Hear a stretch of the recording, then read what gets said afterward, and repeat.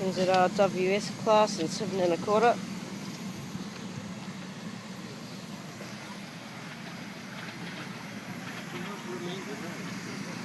The motor up.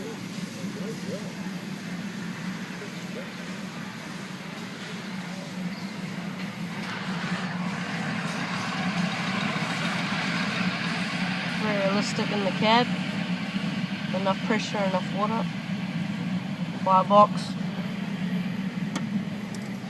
Just fire. It's burning quite nicely. We've got enough water. So I like this locomotive, it's very detailed. It even has a little pump on the side. It does work. Probably can't see it, but the dynamo for the lights. The faces are just lifting now. Yeah, it's a fun locomotive to drive.